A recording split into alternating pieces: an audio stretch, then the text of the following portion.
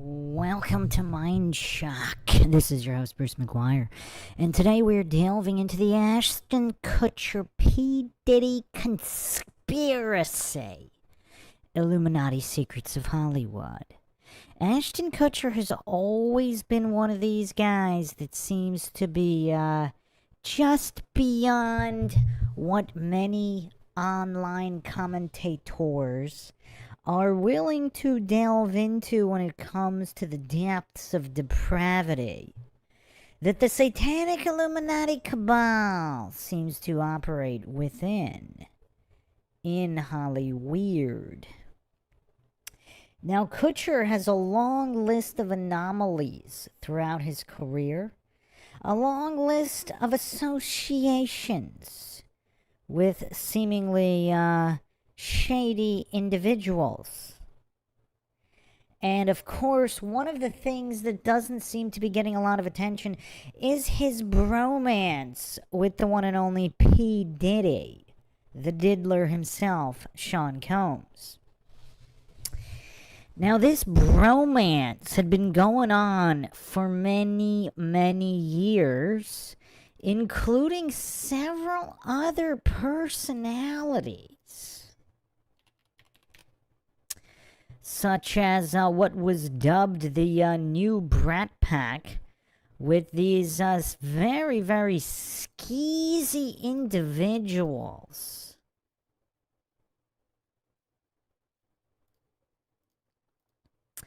Masterson and Fez here, and Kutcher. I mean, look at these scum here. These lined up scum here.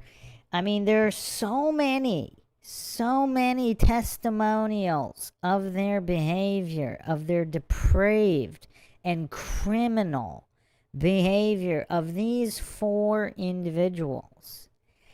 And we will get to all of that in typical MindShock fashion, exhaustive and comprehensive analysis, leaving no stones unturned, in typical MindShock fashion with logic and reason at the forefront, unlike anything else out there. If you want to help support the podcast, you can donate to our PayPal. Just check the link in the description. Make sure you subscribe, like, and share. Twitter, Facebook, Reddit, and Patreon. If you're not getting updates here on YouTube, make sure you at least join the free Patreon tier. You will get updates through there. You could also become a YouTube member. Help support the channel that way through YouTube. Right here. Questions, comments, theories, thoughts, suggestions, rebuttals, debunkings of any kind, leave them in the comment section. Unless, of course, you're with us here live. Drop in the live chat. I'll try to get to each and every one of them. Heracles says, incredibly adjacent to scum. Yeah, these are weirdos. These are weirdos who are supposedly extremely interested in underage individuals to the point of bragging about it. I mean, and we'll go over certain statements they've made, for example, on how they got away with a lot of stuff pre-social media, pre-camera phones. I mean, obviously, there were some grainy camera phones in the early 2000s, but nothing like into the 2010s. So they were active late 90s, early 2000s. We'll go over the entire career of the Kutch here, and his extremely close association, seemingly random, but perhaps there's plenty more than meets the eye to the bromance. I mean, look how young Kutcher is here when he first started being embraced by the diddler.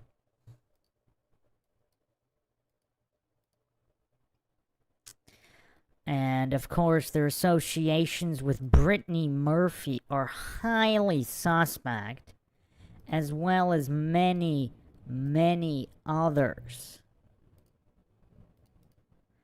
I mean, here you have the Kutch, Combs, Kim Porter, and Leonardo DiCaprio hanging out there. And Leonardo DiCaprio also no stranger to these Illuminati parties, where who knows what goes on here at these parties. I mean, really weird stuff Very weird stuff. But the fact that these people all hang out with each other, because a lot of coincidence theorists hallucinate, oh, well, they were just at one popular party that one time. I mean, these people all hang out with each other all the time outside of parties. I mean, for whatever reason, the coincidence theorists don't find any of this suspect in any way. And of course, I mean, going into the white, the symbol of purity, innocence, and good, is that a direct affront? Is that a satanic wink on the inversion of all that is natural in the universe? But these two buds, again, I mean, they've had a long-standing bromance going on for many, many years throughout Hollywood. Involved in business ventures, so many things. Flat Bob says the 27 Club, that Brittany Murphy.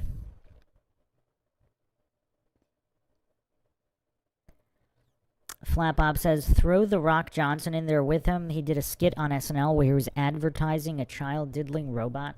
Yeah, I don't even want to look at that. But, yeah, The Rock's a weirdo as well. But let's start this off with a true conspiracy theory here. Some people floated the idea that Ashton Kutcher might possibly related to the Johnny Gosch case.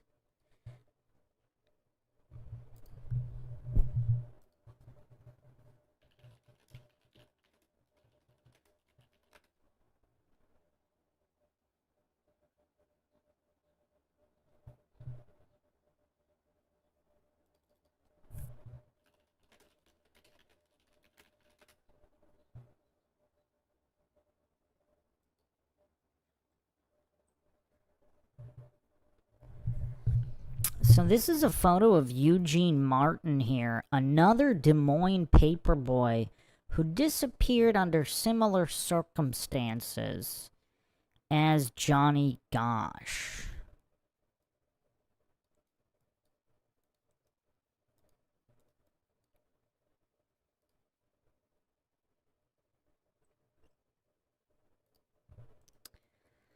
Some people actually even think Ashton Kutcher is Johnny Gosch himself, but I don't really see that. But he does look strikingly similar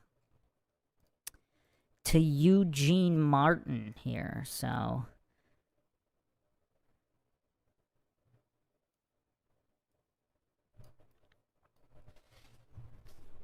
Eugene Martin disappeared August 12th, 1984. Now, there are childhood photos of Ashton Kutcher. Not that many, though, which is kind of strange because he's not that old. There's not that many. But, so if that's all one large psyop. But what I find really, really strange is of all the places. So again, Johnny Gosch, born November 12th, 1969. Ashton Kutcher, born February 7th, 1978. So, discrepancy there, no doubt. But Ashton Kutcher is from Iowa. He's from Cedar Rapids. So, he's from the same state as Johnny Gosch. Very interesting. But anyway, and again, I'm not saying this is true in any way, but he does look strikingly similar to Eugene Martin. Both from Iowa.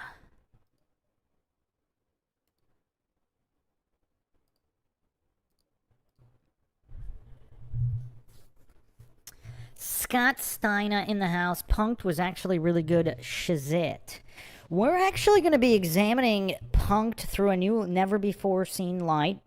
Was Punked a direct threat to certain celebrities to keep in line? We will be examining all of that and more. Flat Bob says people from Iowa all look the same. So, okay. Let's go through Ashton Kutcher's career here. I mean, there's a lot to unpack here. Actually, you know what? Let's set the stage with the weirdness first. Then we'll go through it. I mean, look how weird this entire gala is here. These white parties, freak-off parties. Just all of the weirdness that is Holly Weird. And you got Ashton Kutcher and P. Diddy in the middle of it all.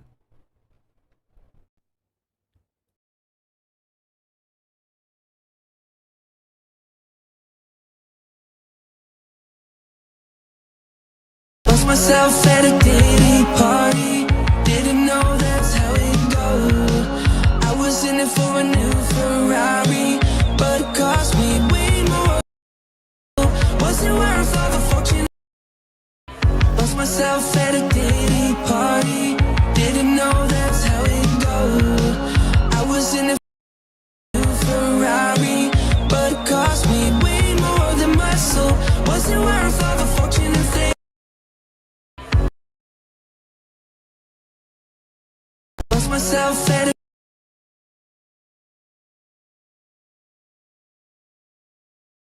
didn't know that's how it goes.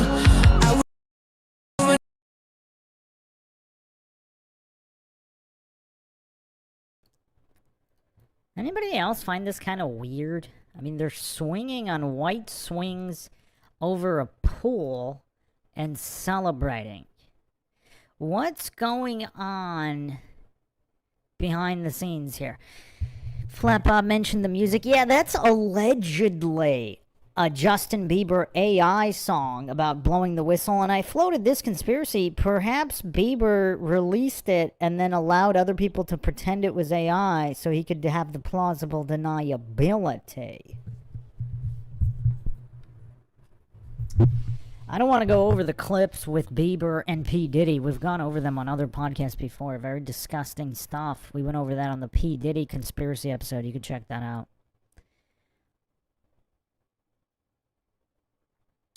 So let's look here. Let's go through the history of Ashton Kutcher, the basic history on Wikipedia. Then we'll get into all of the conspiratorial stuff. So he began his acting career as Michael Kelso in the 70s show 1998 to 2006.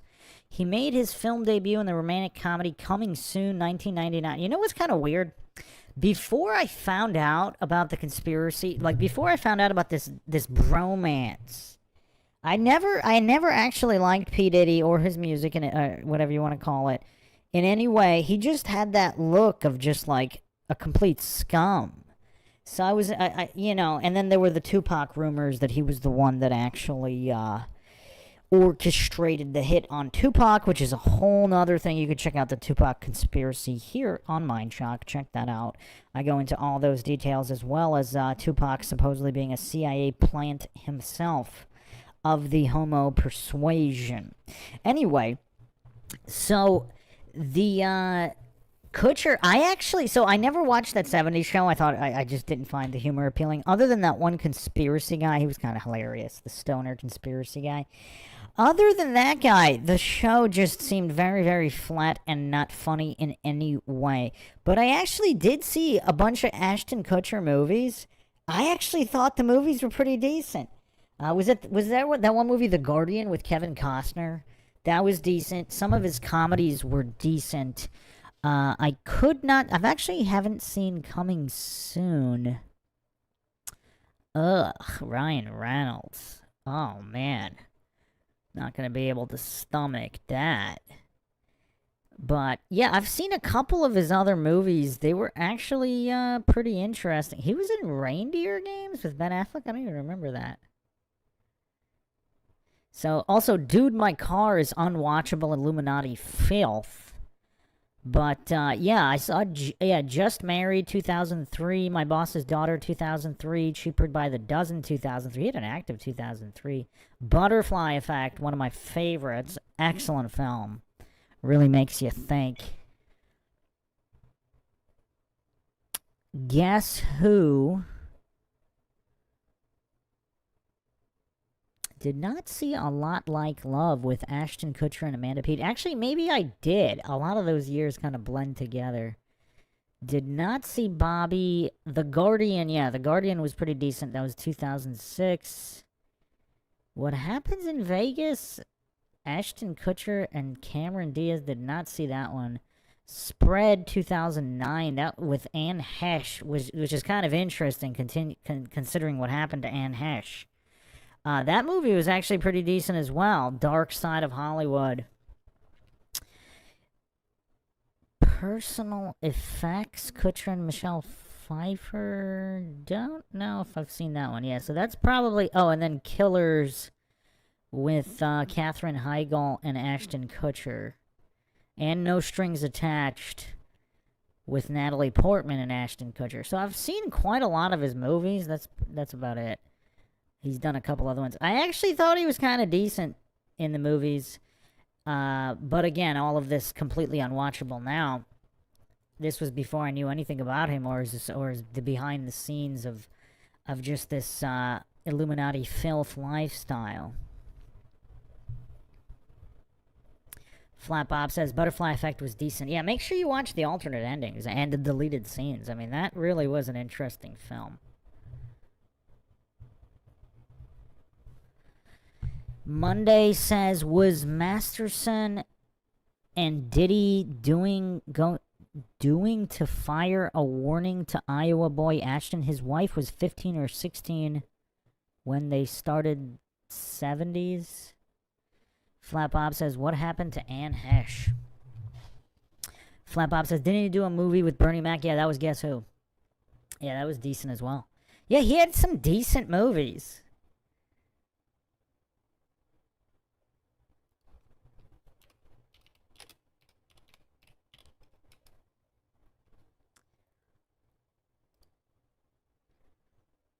I mean, what happened to Anne Hesh is indeed a very interesting question. Some people allege that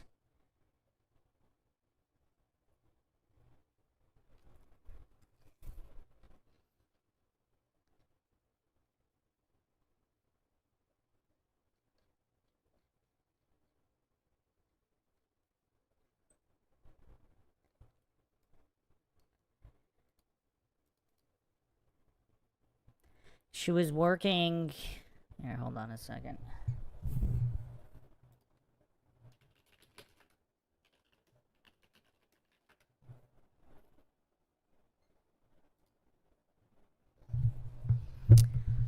Alleged that she was working on some kind of child human trafficking documentary. And then there was this high-speed car chase and crash and... really weird stuff. We kind of went over some of it. I forgot which episode we went over some of that, but perhaps on the Paul Walker episode.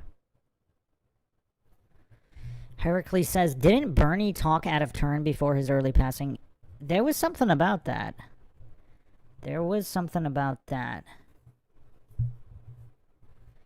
Carol says, his virtue signaling with the human trafficking software, how transparent. Yeah, we're going to get to that. We're going to get to all of that. I mean, truly mind-shocking stuff coming up here. But let me just go through his brief biography here on Wiki, and then we'll get to all that stuff.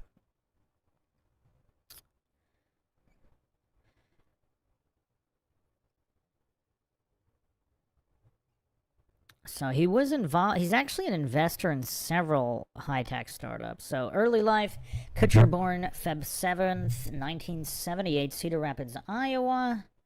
To Diane, a Procter and Gamble employee. And Procter and Gamble has quite the storied history within Illuminati lore. But it doesn't say she was any kind of high-ranking employee, but who knows. And Larry Kutcher, a factory worker. He has Czech, German, and Irish ancestry. Raised in a relatively conservative Catholic family. He has an older sister named Tasha and a fraternal twin brother named Michael, who had a heart transplant when the brothers were young children. Michael also has cerebral palsy and is a spokesperson for the advocacy organization Reaching for the Stars. Michael's cardiomyopathy caused Kutcher's home life to become increasingly stressful. He said he didn't want to come home and find more bad news about his brother, stating, "I kept myself so busy that I didn't allow myself to feel." Kutcher stated that when he was 13, he contemplated committing suicide to save his brother's life with a heart transplant.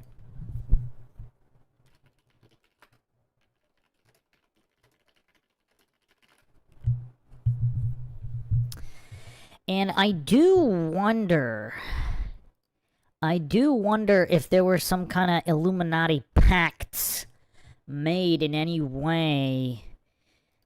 Again, we don't really know that much about his mother or how high-ranking a Procter & Gamble employee she was, but this is Kutcher with his brother.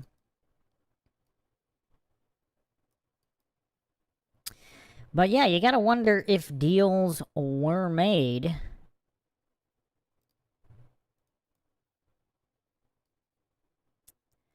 Here's a more recent photo of him and his brother here.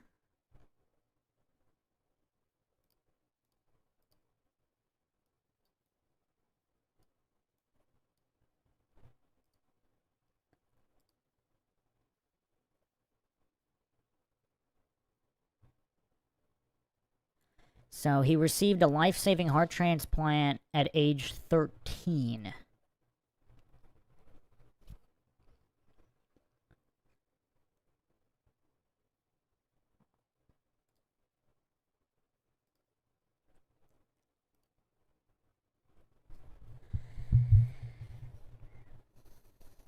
Okay. So he told his father he was considering jumping from a Cedar Rapids hospital balcony. His father dissuaded him from doing so shortly before doctors announced that a transplant had become available from an accident victim in another state. Kutcher attended Washington High School in Cedar Rapids for freshman year before his family moved to Homestead, Iowa, where he attended Clear Creek Amana High School. During high school, he developed a passion for acting and appeared in school plays. During his senior year, he broke into his high school at midnight with his cousin in an attempt to steal money. He was arrested leaving the scene. And again, you have to wonder, was this organic or was there some kind of influence here?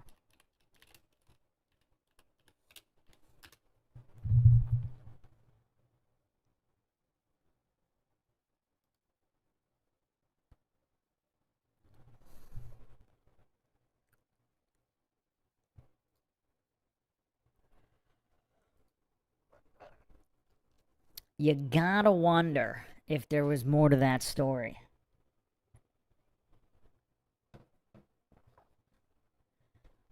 Kutcher was and why are they stealing money? I mean, both of his parents work, so and back then in the 70s and 80s, so this would have been in the 80s, maybe even early 90s.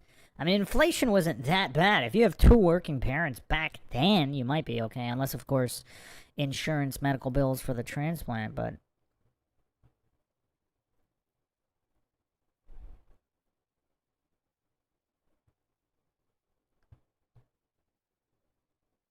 Scott Sconner, we'll get to the trials. We'll get to the child trafficking and all of that in a little bit.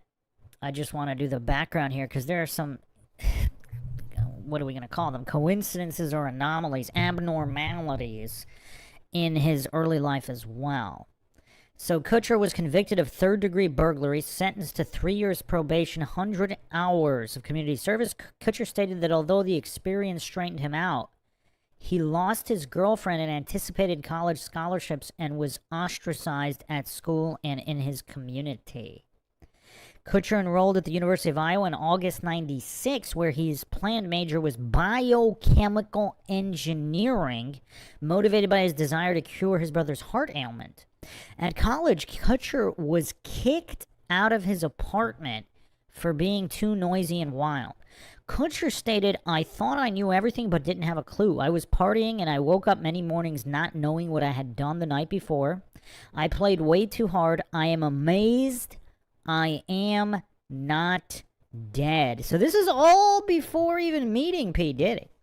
To earn tuition money, Kutcher worked as a college summer hire in the cereal department for the General Mills plant in Cedar Rapids and sometimes sold his blood plasma. How broke are his parents that they can't afford college in Iowa in the early 90s? I mean, let's see how much this cost. University of Iowa tuition, 1996.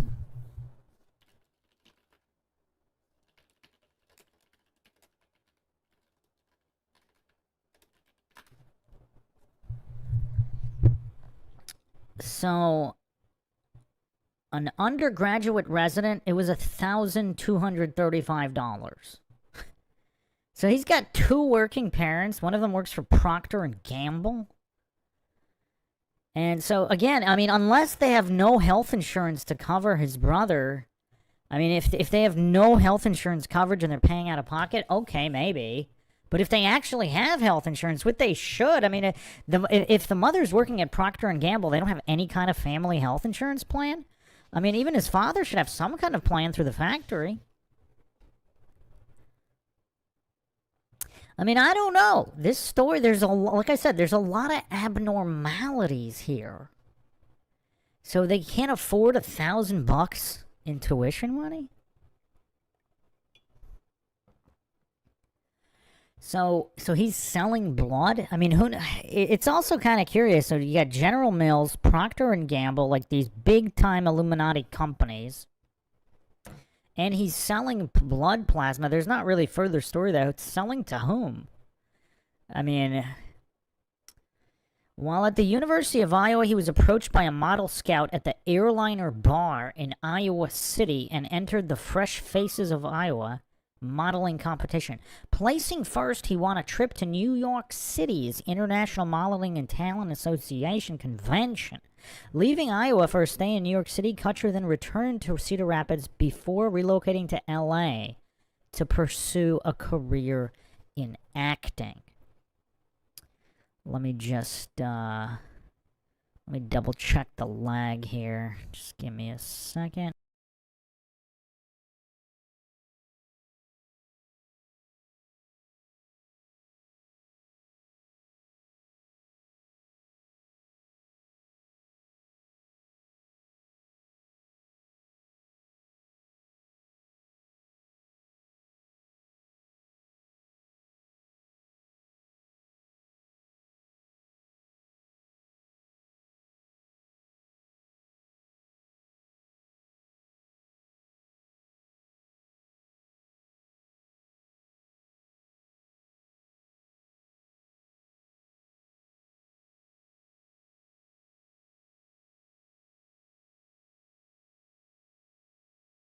Okay, should be good. So, yeah, some anomalies in his early life. So he went to New York. Now he's relocating to Los Angeles, the City of Angels, or perhaps the City of Fallen Angels.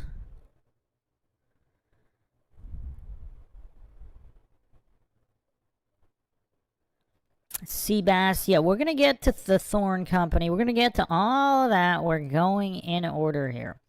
Acting, so, okay, modeling. So that modeling competition was in 98. He signed with Next Modeling Agency in New York, appeared in commercials for Calvin Klein, modeled in Paris and Milan. So this is a guy who in 1998 is now globe-trotting. So he would have been 20. He would have been 20 by this time. 19 or 20. So his birthday's in February, so probably 20. So he's 20 years old, mingling in international modeling, Paris, Milan, Calvin Klein. A lot of Illuminati connections to be made there. Acting. Following his success in modeling, Kutcher moved to LA after his first audition. He was cast as Michael Kelso in the television station that 70s show ran from 98 to 06. Kutcher was cast in a series of film roles, though he auditioned but was not cast for the role of Danny Walker in Pearl Harbor, replaced by Josh Hartnett. He starred in several comedy films, including Dude, Where's My Car?, Just Married, Guess Who? He appeared in the 2003 family film Cheaper by the Dozen as a self-obsessed actor. In the 2004 drama The Butterfly Effect, Kutcher played a conflicted young man who time travels. While the film received negative reviews, it was a box office success. I mean, that's actually one of the best time-traveling movies. I don't know why that gets bad reviews. In 2003, Kutcher produced and starred as the host in his own TV series, MTV's Punk'd, that involved hidden camera tricks performed on celebrities. He's also the executive producer of the reality television show Beauty and the Geek Adventures in Hollywood, based around the rap group 3-6 Mafia. So this random white guy from Iowa is producing reality TV shows about rap groups like Adventures in Hollywood. So, you know what's kind of crazy? So he's how does he start producing? How many people of his age? So he's 20 in 98. So he's around 25. So he's around 24, 25. And he's already producing shows in Hollywood? Off of what? Off of a TV show? Like, how many people, like, what's going on behind the scenes? You gotta ask these questions. So, I mean, he barely did any movies by that point. None of them were, like, super major blockbusters. I mean, how does he have the clout? Because Punk'd premiered before Butterfly Effect. So Butterfly Effect was kind of one of his first really big movies. And so he's already producing his own series? I mean, that's a little weird. What happened behind the scenes to give him that kind of push? Now, I'm going to float a theory in a moment on Punk'd actually being messages to celebrities who were either did something out of line, like they either refused to toe the Illuminati propaganda line, or they were kind of on the fence about it. And Punk'd was kind of, there were some double meanings in some of the Punk'd skits in targeting very specific celebrities, and we're going to get into all of that. I mean, Punk'd was hilarious, don't get me wrong, but was there something more than meets the eye to that show? And again, why did it stop? Carol Stanhope says lots of casting couches. Yeah, but even casting couches, how often do people get to produce off casting couches? Casting couches are for acting breaks. Like this guy in his early 20s who's done almost nothing is now producing television shows? And including television shows about rap music groups, like this random white guy from Iowa? There's something weird about all of this. There is something incredibly weird about Ashton Kutcher's entire life and his meteoric rise in Hollyweird.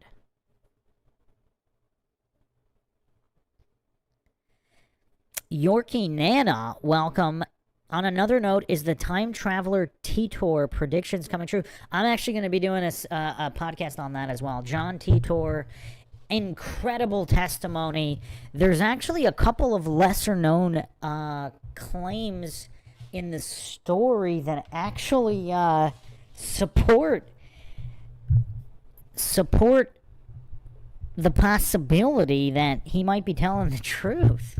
Or there's something else going on. Like somebody knows about the simulation and they made up the John Titor story while knowing the future and something about time travel.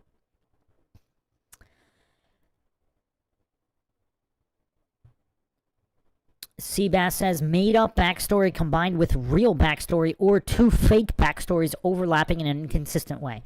Possibly. Yeah, we don't know how much is a psyop. We do not know.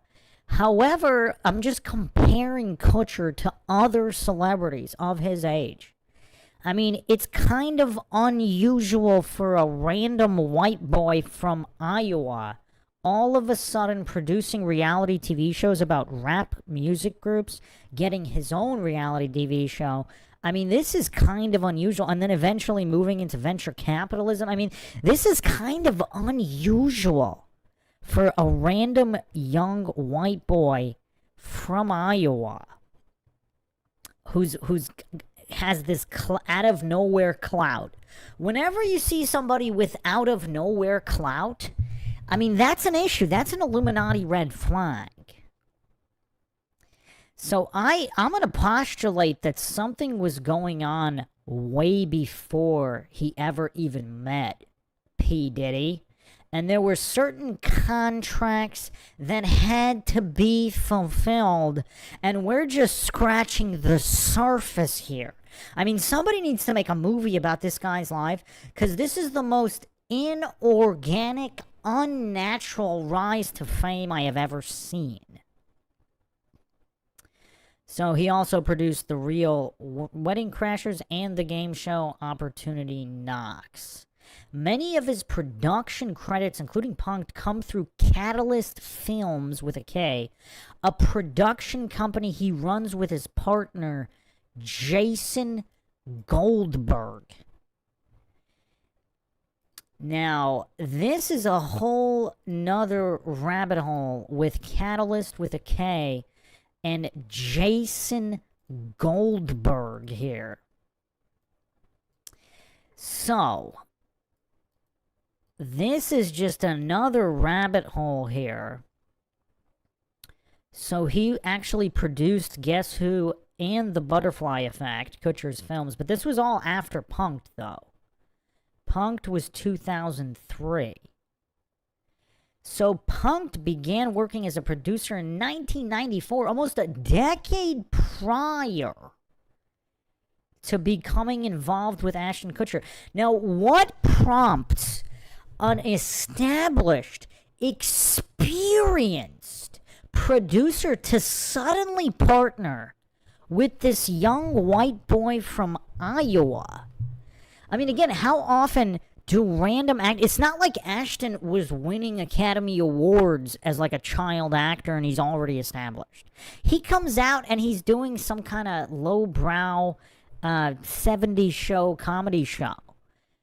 And all of a sudden, Jason Goldberg is forming a production company with Ashton Kutcher? Another curiosity is Goldberg is married to Soleil Moon Frye, the child actress Punky Brewster. So Ashton Kutcher is partners with an experienced producer who married Punky Brewster.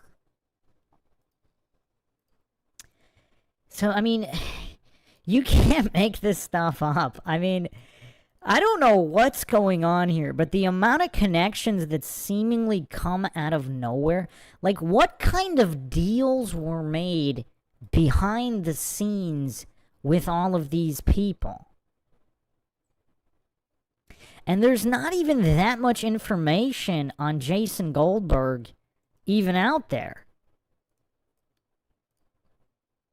So Catalyst Media, it's actually gonna get even sketchier, because Ashton Kutcher and Jason Goldberg actually launched the Catalyst Network in 2000, before Ashton did anything. So this is a brand new actor to Hollywood who's got like a TV show, and maybe he did what? Dude, Where's My Car? Like one movie. And I don't know the date. I don't have the date here. Let's see if we can find out when Catalyst Media was incorporated. It just says founded in 2000. It went defunct in 2012. The only two founders are Ashton Kutcher and Jason Goldberg. So they founded the Catalyst Network with a K 3 years prior to Punk'd. What kind of a decade-long established producer married to Punky Brewster is just going to start a company with just random white kid from Iowa who's got like 2 credits? Does anybody find any of this weird? And why is there so little information out there on Jason Goldberg?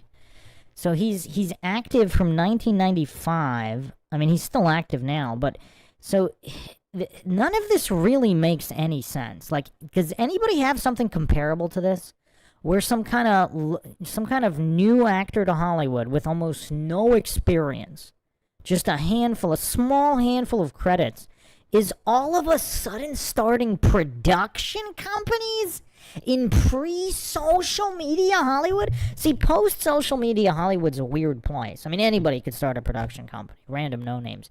See, back in the year 2000, you kind of had to be legit with real connections to start your own production company, doing shows for MTV and producing major A-list Hollywood releases.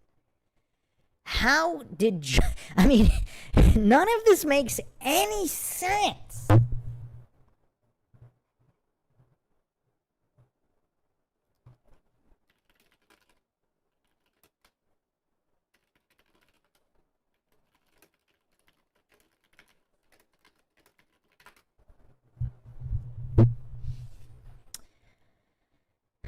I mean, I'm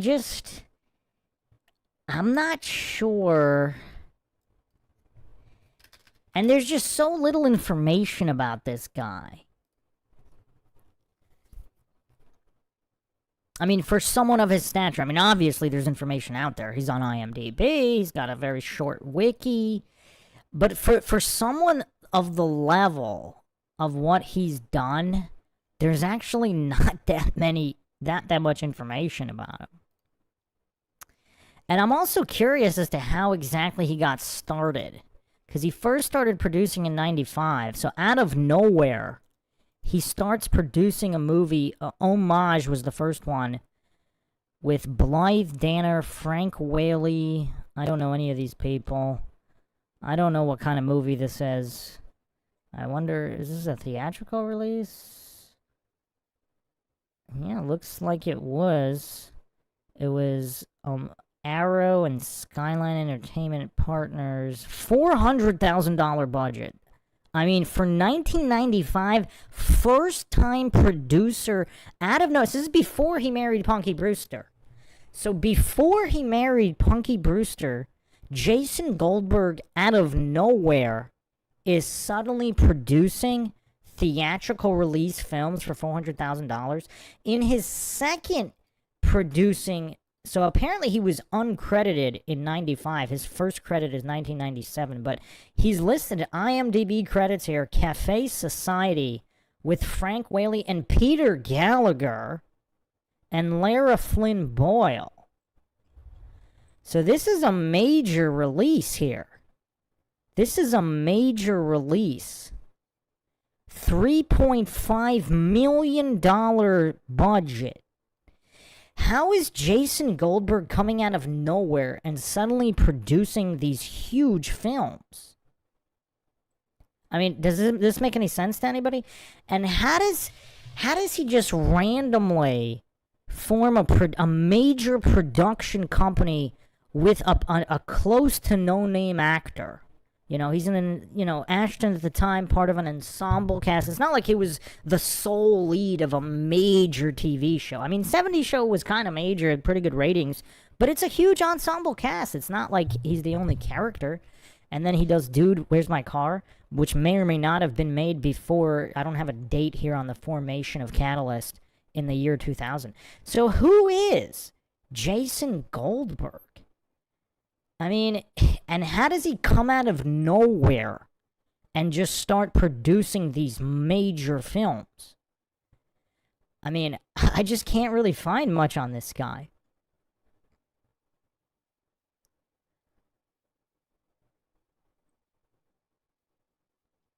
He's also a mental performance coach.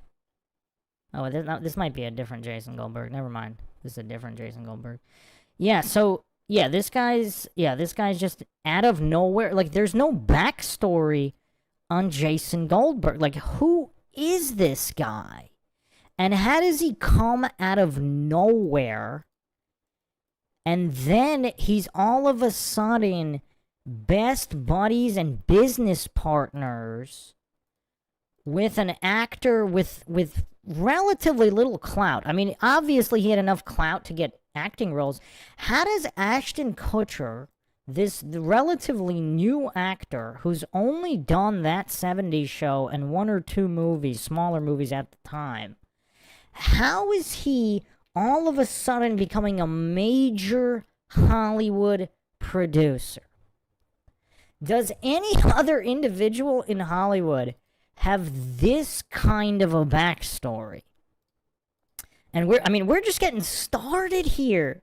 We haven't even begun to examine the bigger anomalies. This story doesn't make any sense to me. Who is Jason Goldberg really? What kind of connections does Jason Goldberg have to just out of the gate start producing major Hollywood films? I mean, you don't just start producing major Hollywood films. And his Wikipedia entry has nothing about his backstory. It just says, oh, he just started producing in 1994 with Homage, and then Cafe Society with Lara Flynn Boyle and Peter Gallagher. Multi-million-dollar films. He just starts producing. And then all of a sudden, he and Ashton Kutcher run the production company Catalyst Films. And he's also on the board of directors at Environmental Media Association, an environmental action group based in LA.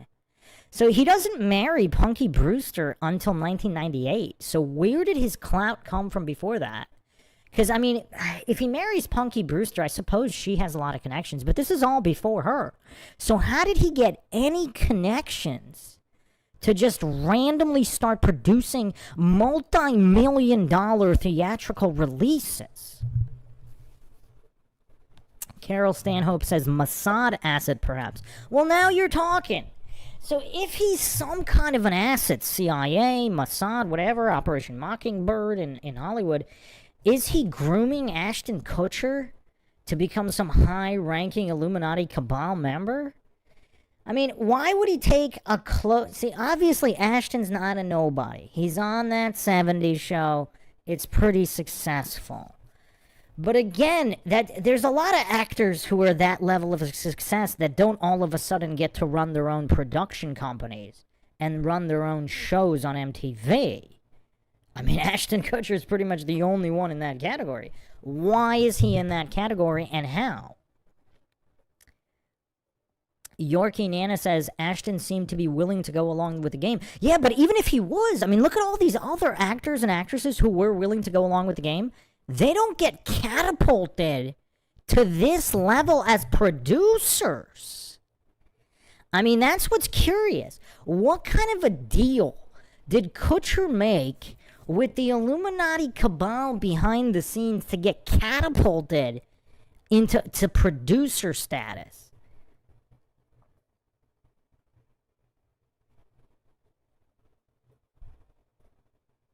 Seabass says, groomed from birth, but put in some production so that he would be recognized in later plans like his Thorn company. Seems like he became a handler or groomer with Punk'd. Yeah, I think Punk'd is very central to what's going on here. Carol Stanhope says, someone called in a favor. Yeah, but who and how and why? Because usually with these, with the nepotism or the cronyism, I mean, they're pretty open about it. Like, so-and-so with friends with so-and-so, or family this, family that. Jason Goldberg has nothing in his background. I don't see anything online in his background. It's like he's a ghost or a spook. I mean, Carol Stanhope might have got it right. If he's a CIA or Mossad asset, he wouldn't... I mean, you would think they might, fabricate some kind of backstory. But, I mean, there's two options for being an asset. You either have no backstory, or you have a painfully obvious fabricated one. He has no backstory. That's weird. That's just weird.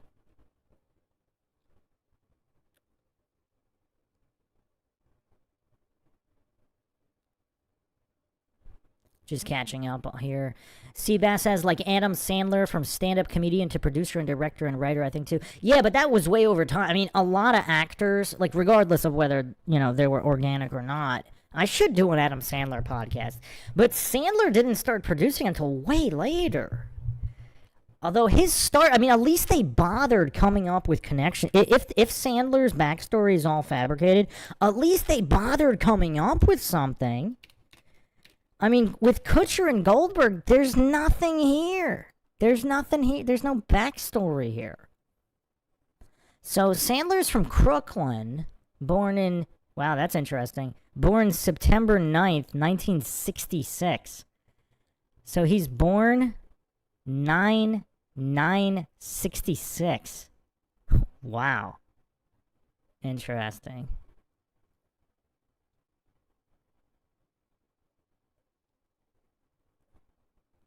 So he actually graduated from NYU's Tisch School of the Arts with acting. So, I mean, it's a little bit more plausible. I mean, he kind of worked his way up, though, didn't he? So in 87, he started on The Cosby Show, then the MTV Games Show, then Going Overboard in 89, quite painful. Then he did comedy clubs. I mean, he seemed, regardless of whether he was propped up or not, he paid some kind of dues. Whether his rise was manufactured or not, Sandler paid some kind of dues. I mean, he was in a lot of smaller movies before he got Billy Madison and then Happy Gilmore. Then he went big time A-list. But let's see here, with Sandler producing, I mean, a lot of actors move into producing way later in life, which I think was the case with Sandler. So it's not quite as suspicious.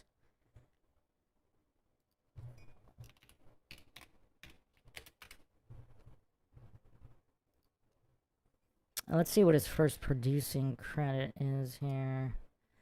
He has 68 credits now, but his first producing, he did a music video. That kind of makes sense. In 96, he did a music video. He did a TV special in 96, and then he produced The Waterboy 98. So yeah, he didn't produce a film until after the success of Billy Madison, Happy Gilmore. I mean, Happy Gilmore was kind of huge. So, yeah, Adam Sandler seems a little bit more organic. Even whether he is or he isn't, he seems to be. Like, the paper trail makes a lot more sense with Sandler.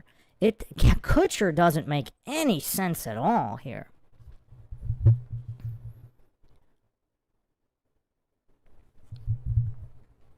So, okay, let's continue here.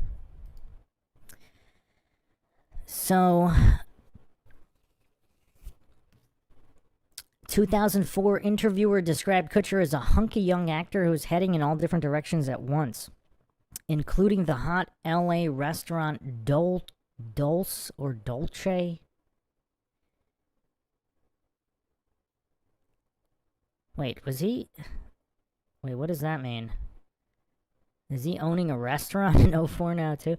If anything, I'm a trier, says Kutcher, between puffs of filtered Lucky Strikes. I think more than anything, it comes from the fact that my father always had several irons in the fire. Also, I don't want to fail. If something doesn't work out, if that 70s show got canceled, or if I wasn't going to have a film career, I always wanted to have backup contingency plans, so I just started doing other things.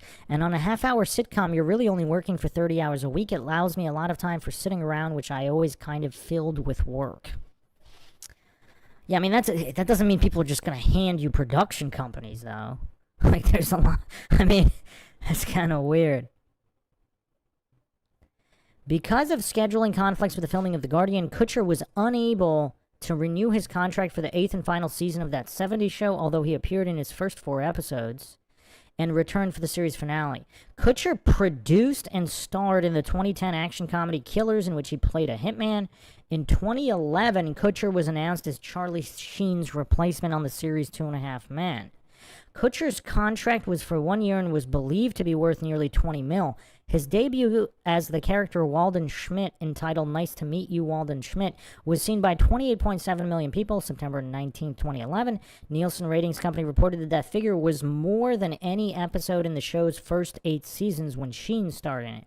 Kutcher earned $750,000 an episode on the show. The show ended with a 40-minute series finale. Of course, he's dead February 19, 2015.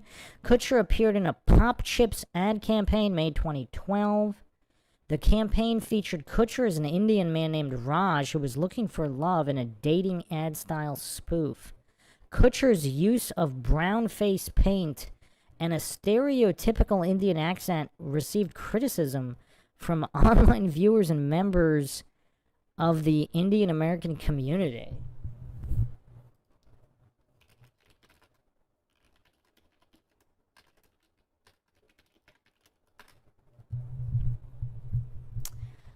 Let's see this ad.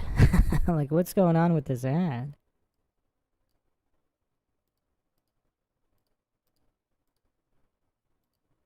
That's so weird because it doesn't really look like him in the ad.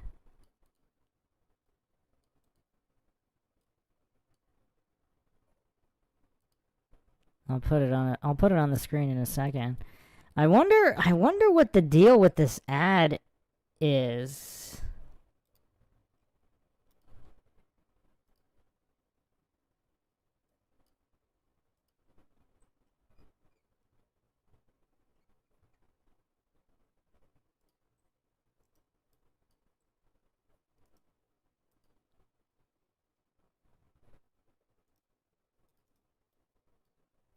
One second here.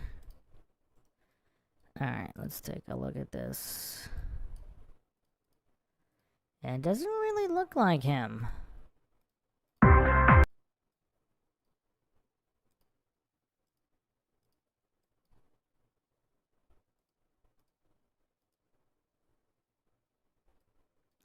I guess kinda. But, like, what is going on here?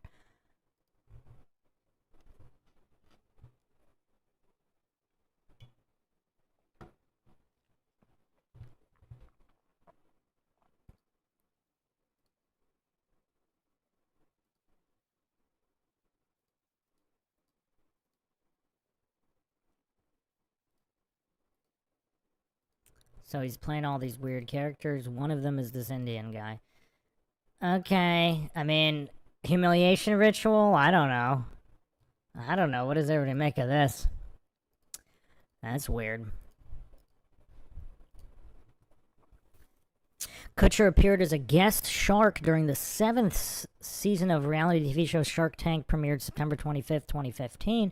2016, he appeared in the Candy Quahog Marshmallow episode of Family Guy. From 16 to 20, Kutcher co-starred in the Netflix series The Ranch alongside Danny Masterson.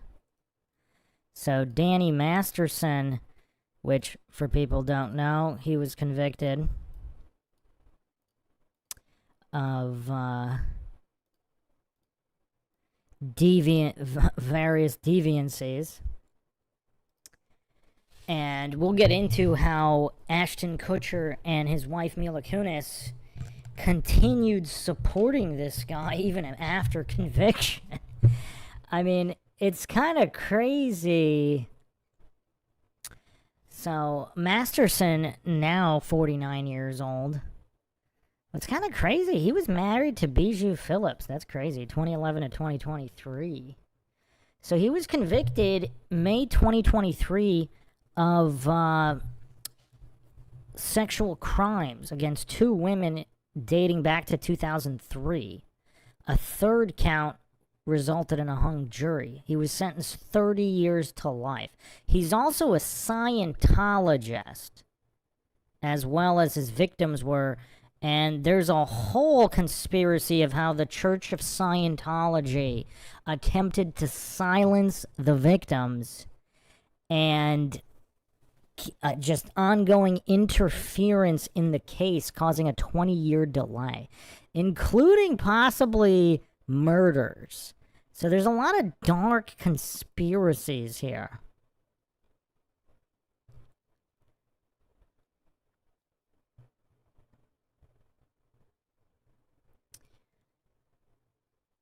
And Masterson actually started DJing at Los Angeles nightclubs in 1998. And his DJ name was DJ Donkey Punch. So for those that don't know, Donkey Punch is the sexual practice of inflicting blunt force trauma to the back of the head or lower back of the receiving partner during anal or vaginal sex as an attempt by the penetrating partner to induce involuntary tightening of the internal or external anal sphincter muscles or vaginal passage of the receiving partner.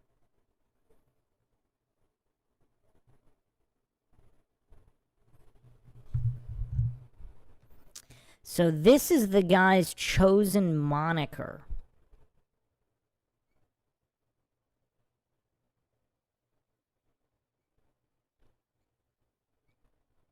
Now, what else is weird? We're going to have a tie-in here to the Enron scandal.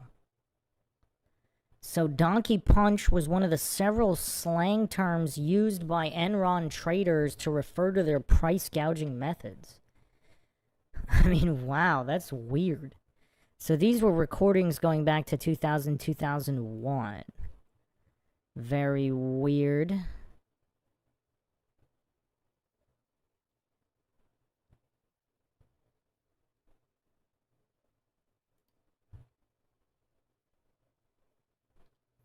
So anyway, these are the kinds of people you're dealing with.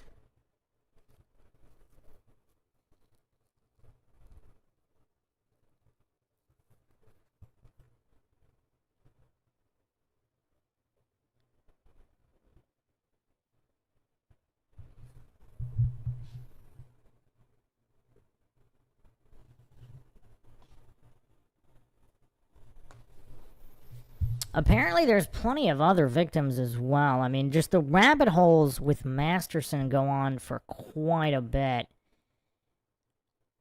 And obviously, I kind of want to focus on Ashton Kutcher and P. Diddy here. But there are spider webs going into many other cases.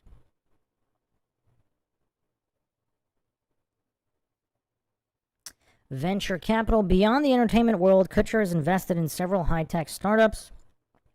6 startups as of August 2017. Neighborly, ZenReach, ResearchGate, and Duolingo, Kapari Beauty, and most recently Lemonade. He is a co-founder of the venture capital firm A-Grade Investments. Now, this was founded in 2010 by Kutcher and entertainment manager Guy Ozieri and billionaire investor Ron Burkle to invest in tech startup companies. So as strange as that is, in 2010, having a lot more clout on the back of producing and acting and all of this, that's still kind of strange that he's buddy with billionaires all of a sudden, because most actors in his position are not.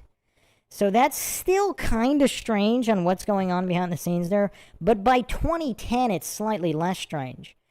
How is a 22-year-old in the year 2000 all of a sudden forming major production companies in Hollywood? That's a lot stranger to me. Christopher X. Miller says, I was in a punk band named Donkey Punch when I was in high school. Interesting. Malcolm says, too much anal talk. Yorkie Nana says, Hollywood seems to encourage bad behavior. Indeed. The Ant1747 says, Ashton does kind of look like Eugene Martin. Sorry, I'm watching from the beginning. The resemblance is kind of crazy. Indeed it is. Indeed it is. That's why I brought it up. Seabass says they sent a letter to the judge and asked them to be lenient on Masterson. Yeah, I'm going to get into that. I think that might have been some kind of Illuminati contractual obligation, possibly connected to Scientology, and they didn't actually want to do it, but they had to because of either the blackmail, the dirt, whatever P. Diddy has on them and everybody, or whatever it is. But let's continue the breakdown here. So, okay. So, Kutcher, Osieri, and Burkle started by initially investing $30 million of their own funds in 2010 when they founded the firm. By 2016, Forbes valued the firm's holdings at $236 million. So more than $250 million. That's not bad for some random guy from Iowa.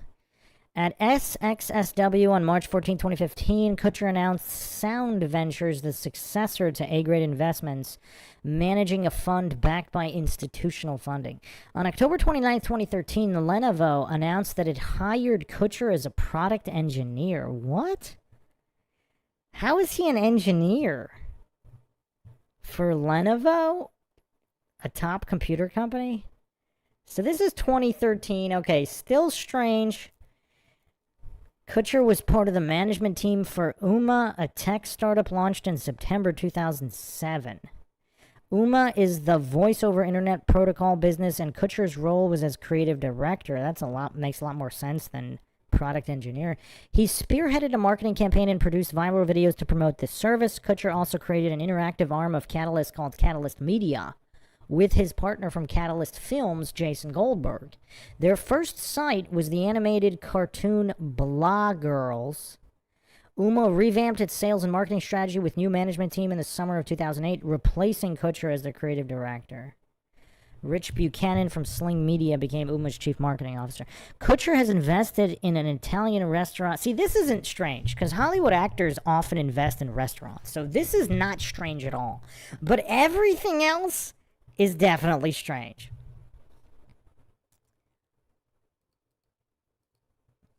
Other owners included Danny Masterson and Wilmer Valderrama, the Brat Pack, and a Japanese-themed restaurant named Geisha House with locations in Atlanta, LA, and New York. Geisha House went out of business June 1st, 2013. In 2019, Ashton Kutcher, Mark Cuban, Steve Watts, and Watts' wife Angela invested a 50% stake in Veldskoen Shoes, fledgling U.S. business. That's an interesting combo. In 2021, Kutcher invested in Mia Tech, an Israeli company that develops meat using 3D printing. That sounds ominous. Other works, I do wonder if Goldberg is some kind of a Mossad ass. Although 20 years to cash in a chip in Israel, I don't know, that seems like a long time, but in 2009, Kutcher established an international human rights organization with his then wife, Demi Moore, the DNA Foundation, later known as Thorn. Digital Defenders of Children. March 23rd, 2011, Kutcher launched his own Twitter client with Uber Media called A+. While the app was initially available exclusively for desktop with Adobe Air installed, it eventually became available on mobile platforms, iPhone, Android, and BlackBerry. In order to download on one of the three mobile platforms, users must first have the Uber social client installed on their device, proceed to device browsers to download A+. In 2013, Kutcher and Evan Beard and Kendall DeBoggy launched A+, where Kutcher is chairman of the board. Initially a product discovery service, it morphed in April 2014 to a social media-driven content platform focused on upbeat stories. It officially launched that incarnation in January 2015. It has reportedly 27.5 million monthly uniques in the U.S., has an Alexa rank of 11,787, 4,019 in the U.S., ranked by Quantcast as a top 50 site in the U.S. in terms of unique visitors. That's kind of crazy. It was a top 50 sites in the U.S. of all the internet. Huh. So it's going to get crazy here. In 2016, Kutcher was assailed on stage by a protester while speaking at an Airbnb event in LA, who criticized the company for allowing Israeli settlers list their homes in the illegally occupied West Bank on the website. Kutcher was an early investor in the company. In 2018, Kutcher attended the Western Region Gala of Friends of the Israeli Defense Forces, which raised over $60 million for IDF soldiers. So here it's getting curious here. So here is ASHTON Kutcher at an IDF gala for Israeli soldiers. So again, was this all some kind of a really long game where Kutcher signed up? He just signed on the dotted line for everything. And they just told him he would have to do things later. And yes, that is none other than Gerard Butler sitting next to him at the FIDF Western Region Gala. And who do we have here? That is the one and only Fran Drescher, the nanny, the former wife of Shiva Ayyadurai. You can't make this stuff up, people. I postulated that she was a handler for Shiva Ayyadurai.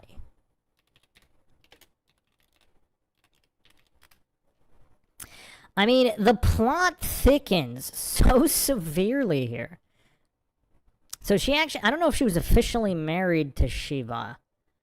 They were in a long-term relationship. Just fact-checking here. Yeah, I don't know if she actually married Shiva Ayyadurai. Let's see here. Okay, so they had a ceremony. Okay, so they had a marriage ceremony where they tweeted that they were married, but Ayyadurai later said it wasn't formal, and it was a spiritual ceremony with close friends and family. Wow. Okay, so they were quasi-married. I don't know if there's an official certificate. Anyway, here is ASHTON Kutcher with Fran Drescher at an IDF gala raising money for Israeli soldiers. Now again, if Jason Goldberg is some kind of Mossad Israeli asset, and Kutcher now, the piper needs to be paid. Welcome, Sandro. Is Kutcher now, 20 years later, does he now have to pay the piper for the deals he made to be catapulted into production companies and superstardom? Is that what's going on here? I don't know. It's Kutcher just has the most unusual life story. One of the most unusual life stories in Hollywood I have ever seen.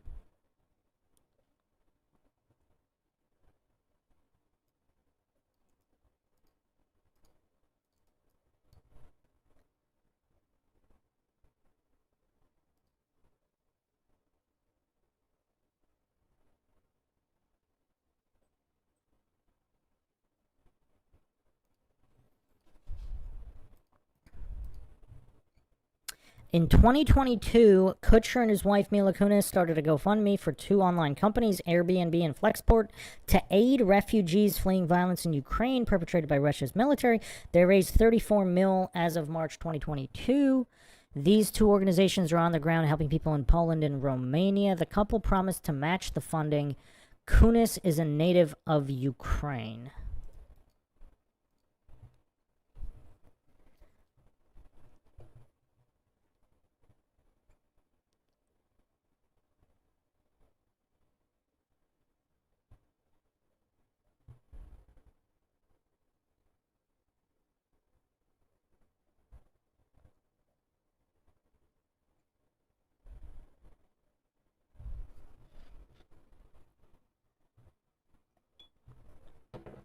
Mila Kunis' story is a little bit weird, too.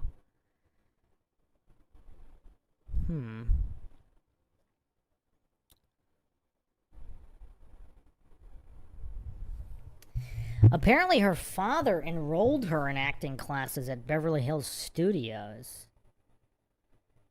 On her first audition, she lands the role for a Barbie commercial.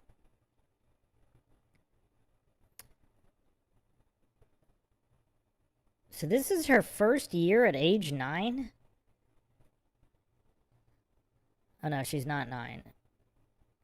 She started acting classes at 9. Her first television role was in '94, Days of Our Lives. A few months later, 2 appearances on Baywatch. She also appeared on Seventh Heaven and Walker, Texas Ranger with Chuck Norris. Wow. Very interesting. So she would have been... Oh, wow. She would have been 11. Around 11 years old at this time. Okay. So, alright. A lot of weirdness here. Now, let's get to... So that's pretty much most of Kutcher's story here. I mean, let's go through a little bit more before we get into the specifics.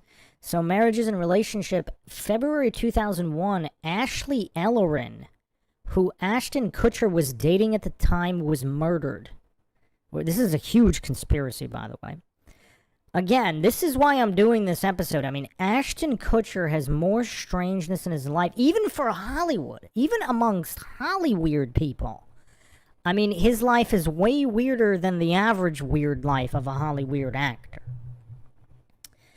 So, while never officially a suspect, Kutcher testified at the 2019 trial of serial killer Michael Gargiulo.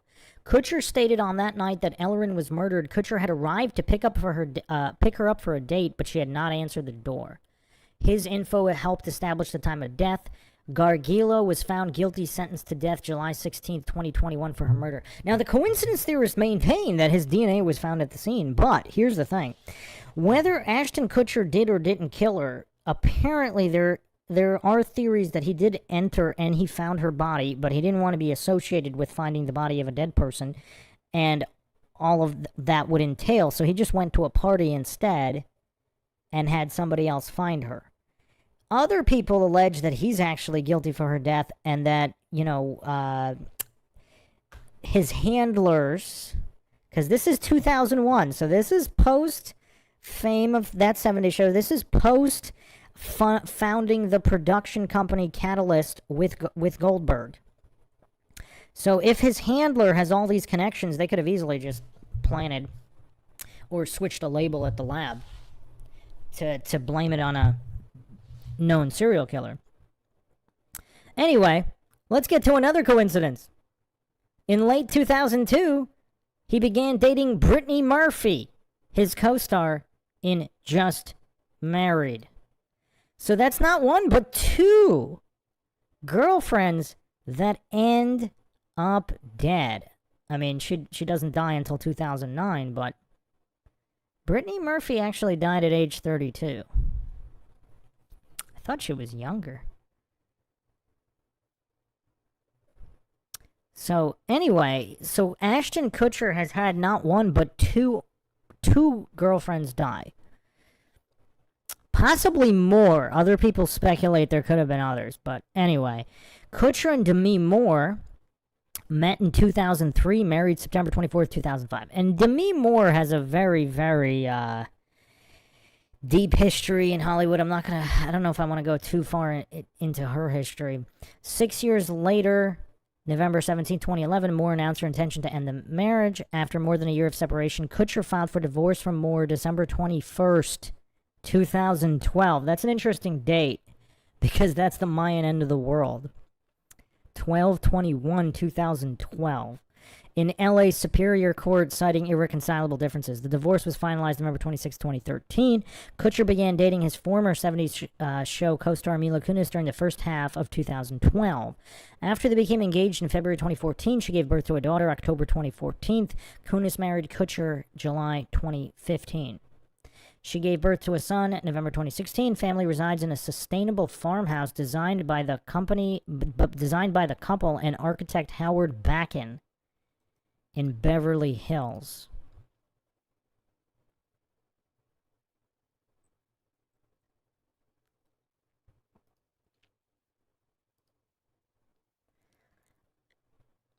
Interest in and beliefs. 2009, Kutcher described himself as a fiscal conservative and social liberal. He's a gun owner but supports new gun laws to help stop mass shootings. Following the 2017 mass shooting in Vegas, he said on Twitter, "I've had a gun since I was 12 years old, but enough is enough. I'm a hunter and a sportsman, but nobody needs assault rifles. Let's pray, then let's change the law." So that should tell you pretty much all you need to know about this guy. What a shill.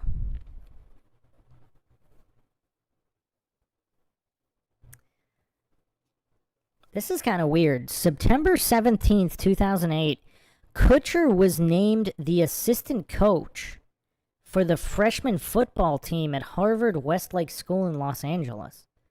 However, he was unable to return in 2009 because he was filming a spread. So he was an assistant freshman football coach. That kind of sounds ominous. For the freshman football team, why would they need him as a coach? What does he know about football? Did he play football? I mean, maybe he did. I don't see that here on this write-up. Kutcher grew up as a Catholic. As an adult, he practices Kabbalah and has visited Israel and studied the Torah.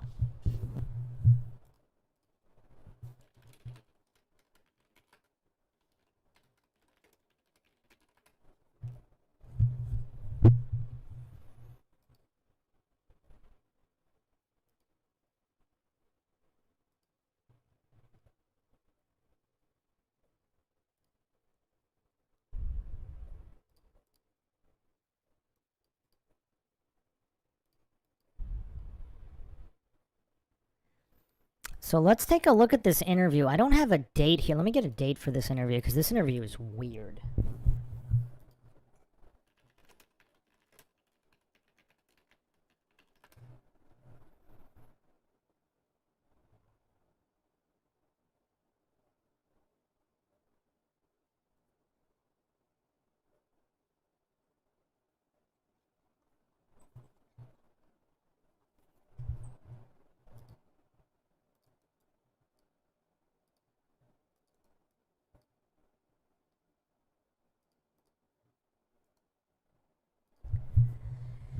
So this interview has apparently been scrubbed from YouTube, but obviously Bruce McGuire, yours truly, has his ways in finding previously scrubbed videos from the interwebs. So here it is. This is a video with this is an interview with Israeli media.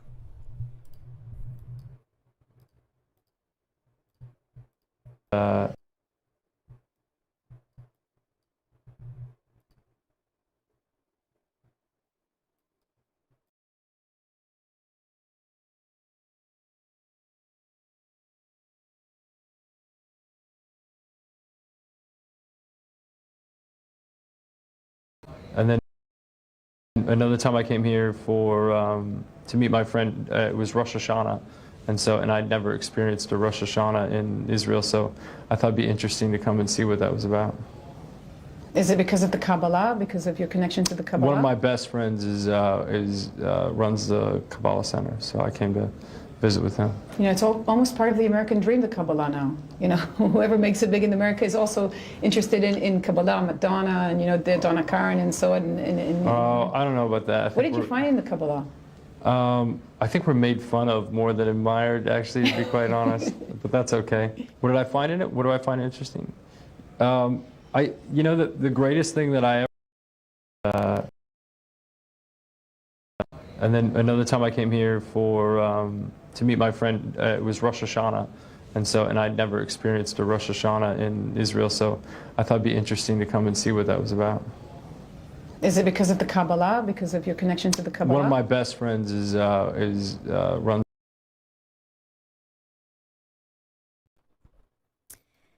So, I mean, this interview is quite old. He looks very young here. So, he's been visiting Israel multiple times at the beginning of his career, and his best friend runs a Kabbalah center? What? What?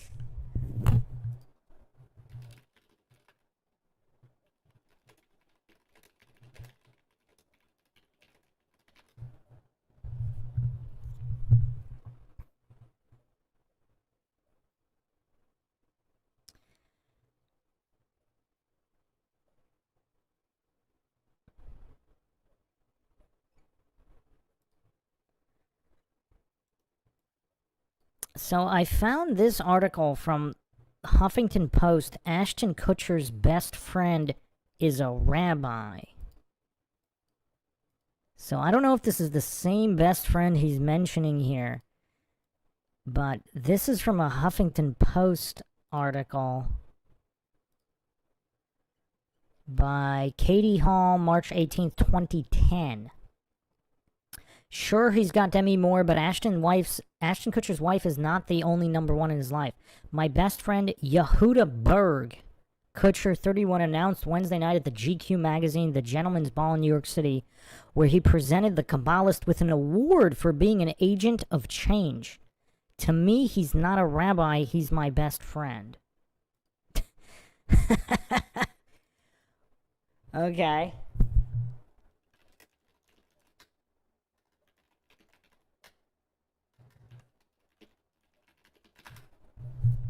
So, how did these two get introduced? So, that's an interesting question here. How is Ashton Kutcher's best friend a Kabbalist? A Kabbalist rabbi? Now, again, does it all go back to Jason Goldberg? I don't know. None of this information is available anywhere. But there's just this long string of curiosity. So he's visiting Israel many times already. Kutcher went on to explain, if you truly want to change the world, you have to start by changing yourself. Berg taught me that, and it's been the most important lesson of my life. Though the star wouldn't specify how he's changed himself, the rabbi provided further explanation. We used to think change the world and eventually my life would be better, Berg said. But the truth is, if we change ourselves, the world would be better. As for an A-list relationship like Kutcher and Moore's, what does the rabbi believe to be the key to their success? There has to be an understanding of each other, says Berg, who also counts Madonna and Gwyneth Paltrow amongst his followers, and an understanding that we can be different, but we don't have to be apart. So this guy, I mean, this is quite curious. This is quite curious. So he's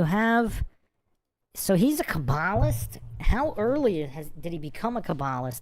How often does he visit Israel? Like, what is going on here?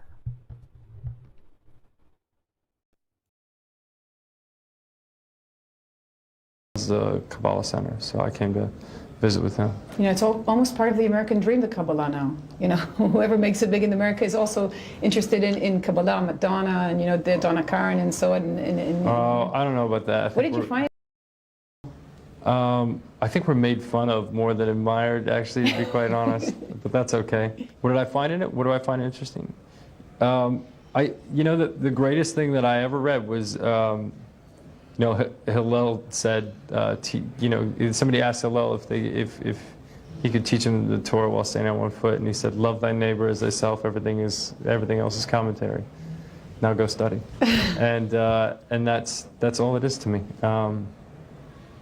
It's people try to turn it into and twist it into something that is this mysterious unknown thing that only certain people should be studying, and that it's this mystic thing, and it's really as simple as love thy neighbor as thyself, and everything else is commentary. You fasted on Yom Kippur, is that true? Yeah. So how does your family see the fact that you're so To me close to me was fasting with me.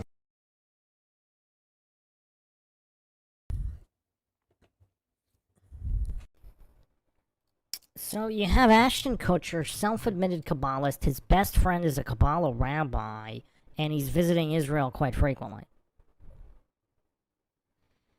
I don't know, man. This is weird stuff. Weird stuff.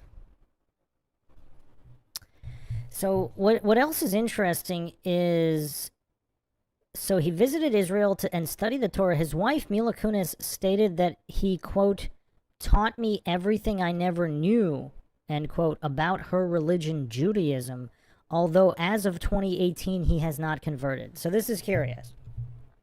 So his wife, Mila Kunis, who, am I assuming here, she practices Judaism? Because it's saying here, yeah. So he taught her everything she never knew about her own religion while he doesn't actually practice Judaism himself. Like he hasn't converted. That's weird. On trips to Israel, Kutcher visited Kabbalah centers in Tel Aviv and Safat.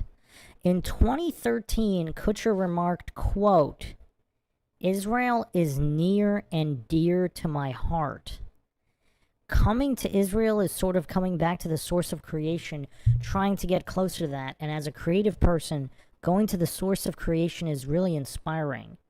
And this place has been really inspiring for me, not only on a spiritual level, but also on an artistic and creative level. That's an interesting thing to say.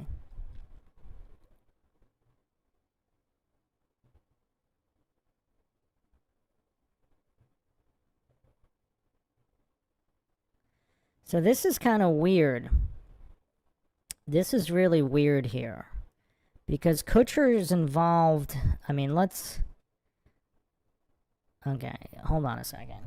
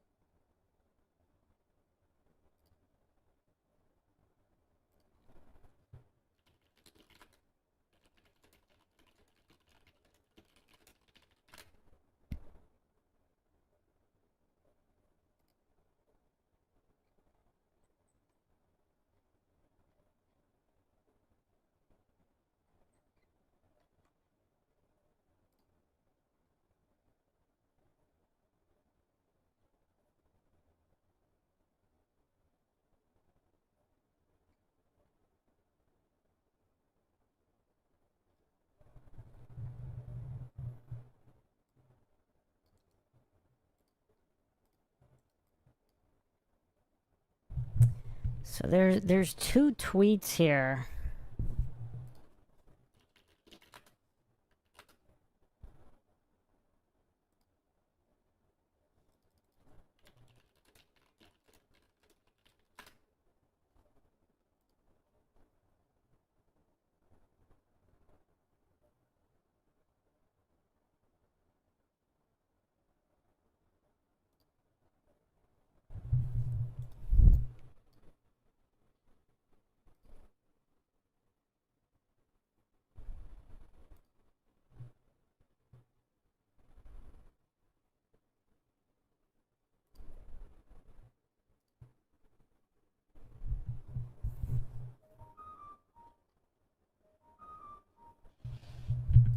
One second here. I'm trying to track down two tweets of his that are kind of interesting for a few different reasons. Give me a second here.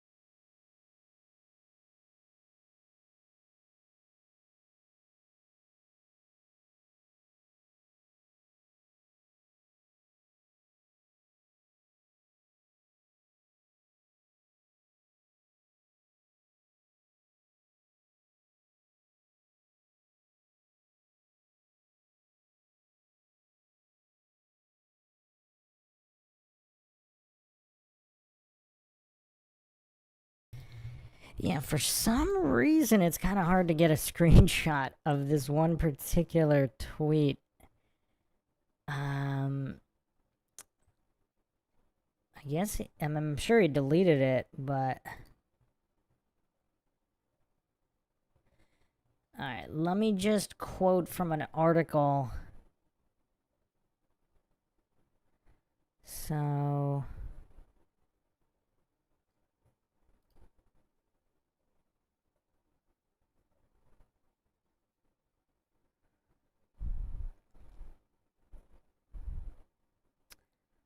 let me see here.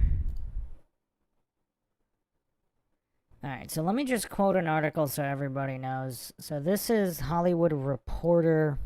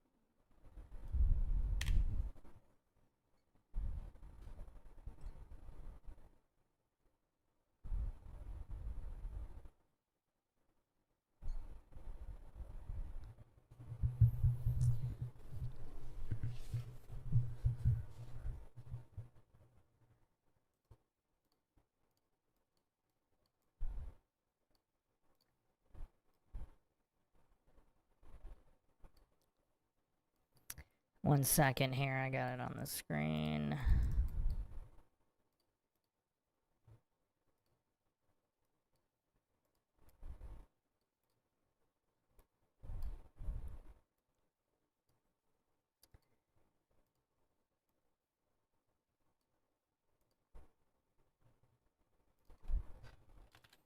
All right, there's two tweets that are kind of interesting that he put out. The first one was on September 11th.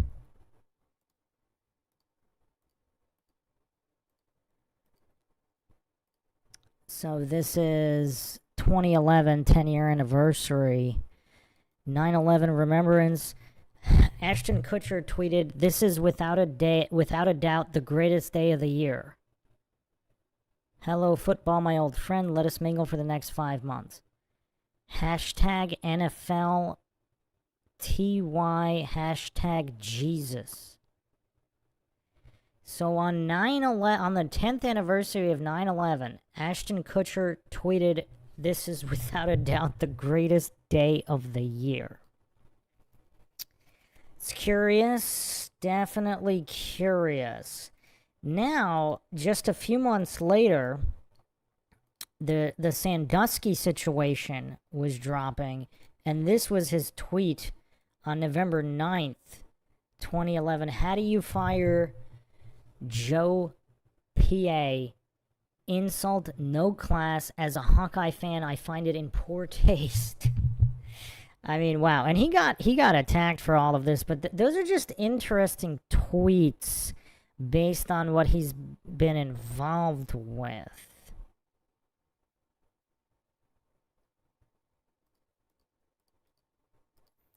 So that's pretty curious, isn't it? So they fired Joe Paterno. He called it in poor taste. Then later that year, so April 2011, Kutcher so this is after doing a public service announcement to end child trafficking with Demi Moore. Kutcher claimed 100 to 300,000 American children were sold into slavery. This number was criticized by newspaper The Village Voice. Kutcher and others used a peer-reviewed study referring to minors at risk.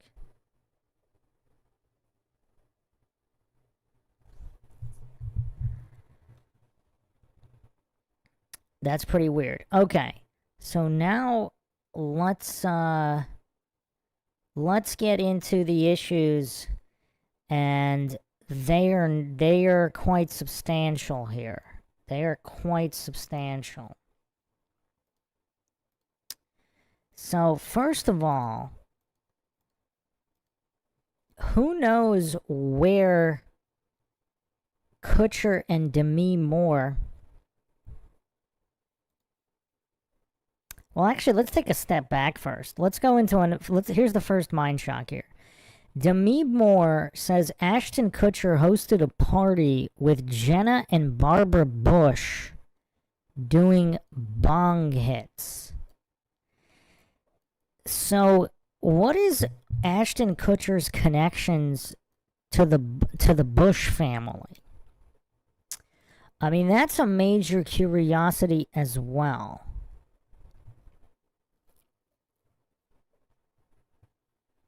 Welcome, Plain and Simple Truth. Justin Johnson in here.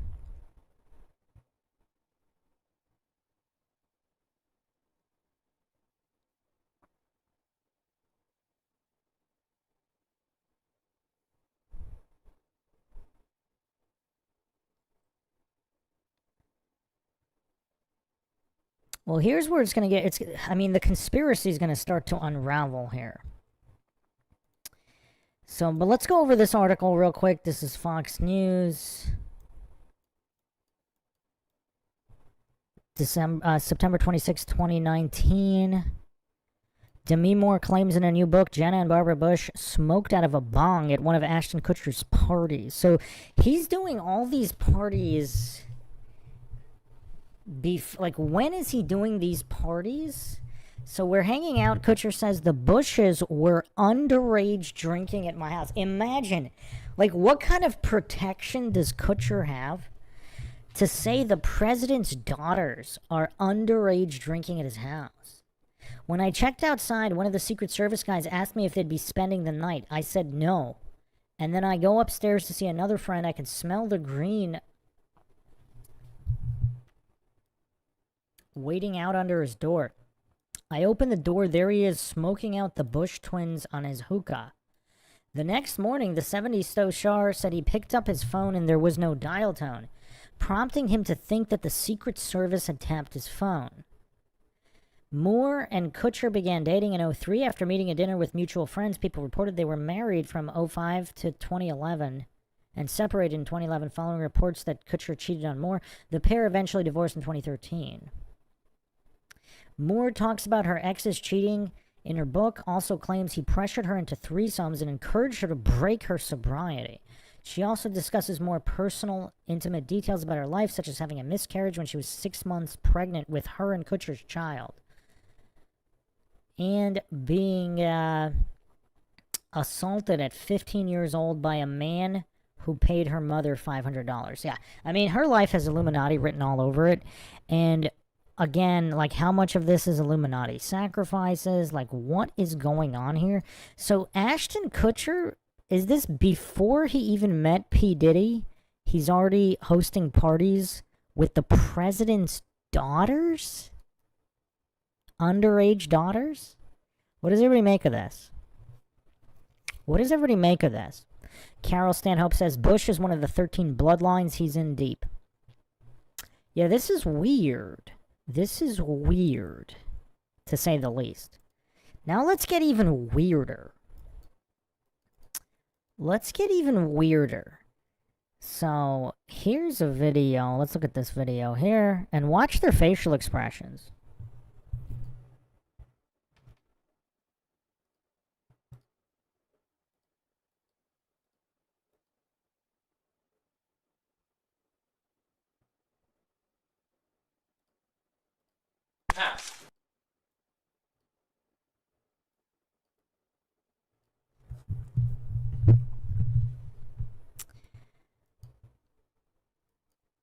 And yeah, you're seeing this correctly. This is Kutcher and Demi Moore at the Clinton Global Initiative.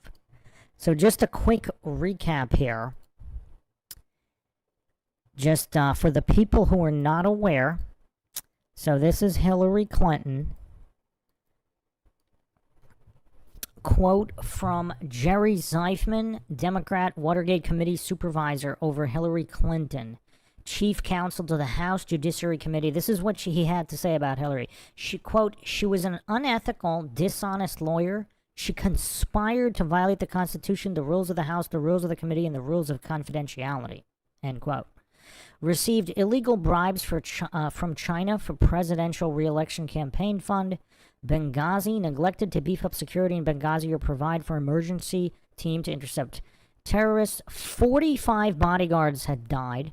14 witnesses, 5 politicians, 2 lawyers, 2 journalists, 7 fundraisers, 1 CIA asset, and 1 Navy admiral. She was fired for unethical behavior while on the Watergate Commission. Emailgate, both Clintons covered up and suppressed from Ken Starr in the Congress over 1 million potentially incriminating emails. Stole furniture from the White House. That seems like not that great of a crime compared to this other stuff. Filegate, illegally ordered up 900 FBI files, lied about being under sniper fire in Bosnia, instructed the Secretary of Commerce, Ken Brown, to illegally sell seats on Democrat trade missions, fired head of the White House travel office to give job to her friends, mastermind of the land fraud scheme Whitewater. This is actually just the tip of the iceberg. We obviously don't have time to get into the Clintons because that would be a many-hour podcast. But another interesting point here before we get to Ashton and Demi here. So the Clinton Foundation was tied to trafficker Laura Silsby. So AlertSense provides technology for issuing Amber Alerts. The VP of AlertSense is Laura Gaylor, a.k.a. Laura Silsby, who was caught trafficking 33 kids out of Haiti. Interesting. This is Clinton Foundation, and she was involved with the Clinton Foundation. Very curious. Now she's in charge of AlertSense, issuing tech for Amber Alerts. So this is one of the darkest theories, that the government kind of keep track of who they're trafficking. So that way the Amber Alerts are only put out on who they're not trafficking. So like, kidnapped children that have nothing to do with government operations. So they don't mind if those kids are found or there's awareness of those. But any of them that they're involved with, they would cover those up. That's a dark conspiracy, of course.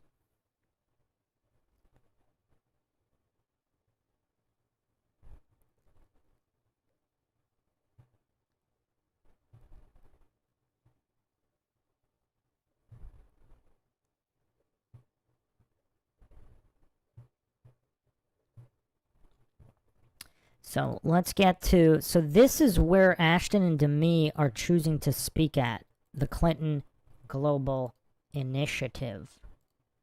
So this is 2010, actually. This is 2010.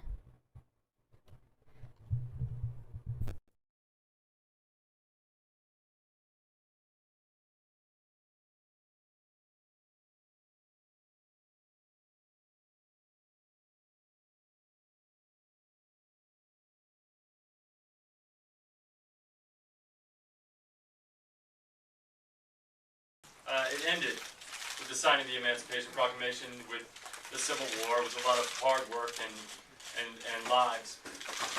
The unfortunate truth is that there are more slaves in the world today than ever before in human history. There are 27 million slaves in the world today. And one could make another assumption and say, well, that's a global problem that's happening in other countries. It's not. There are 1 million slaves. The CIA estimated there are 1 million slaves in the United States of America today. I think if Abraham Lincoln knew that, he'd be quite upset. Of those 1 million slaves, between 150,000 and 300,000 are children who are being raped for profit.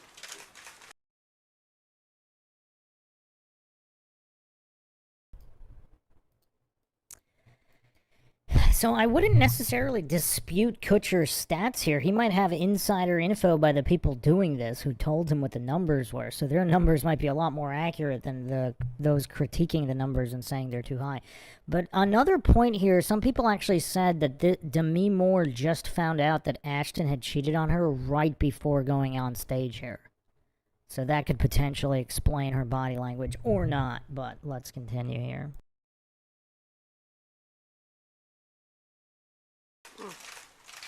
Demi and I learned about this issue, this global epidemic, about a year ago. And we came to CGI with the goal of learning more about this issue, meeting with the experts of the modern day abolitionist movement to inform ourselves, educate ourselves so that we could do something about it. And the more we learned, the more we realized that there was no way that we could live in a world where this was taking place and not be doing something about it. So in January, we visited the United States-Mexico border with the United States State Department, where we met a girl who told us about how she was trafficked into the United States.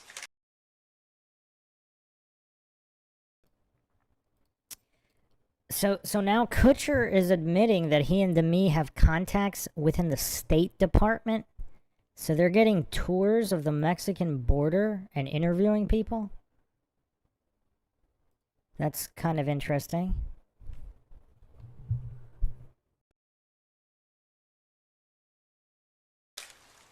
How she was taken into a field by her pimp and raped by 30 men on a trash bag. That's the day that we established our foundation, the DNA Foundation, which stands for the fundamental right to freedom for every person, because it's within our DNA. And so today, we return to the Clinton Global Initiative 1 year later.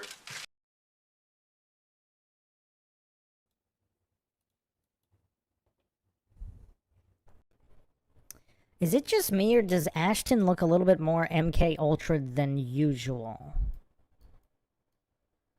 And is he being forced to do this? Like, look at their faces. So Demi's face, again, supposedly she found out that he was cheating.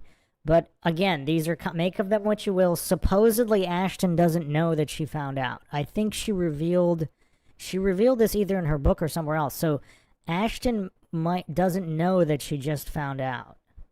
So that could explain her facial expression. But he looks a little bit more MK Ultra than usual here. Does he look like he's being forced to say this because he knows what's really going on? So this is at the Clinton Initiative, Global Initiative, again, the Clinton Foundation tied to trafficking, as well as many other things. So is this all a smokescreen cover just to control the narrative? Yeah, controlled opposition. So they can monitor what is or isn't going on to make sure that who's ever trafficked by government agencies is never found. So they just can control everything.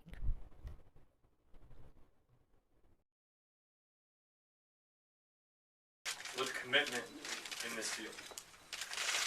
Truly one of the most heinous forms of slavery is the buying and selling of children for sex. And I'm proud to say that today, with the help of the Novo Foundation, we are making a commitment to launch and execute the Real Men campaign. We are recruiting men who are courageous enough, I'd like to see all of you sign up, to stand behind the statement that real men don't buy girls.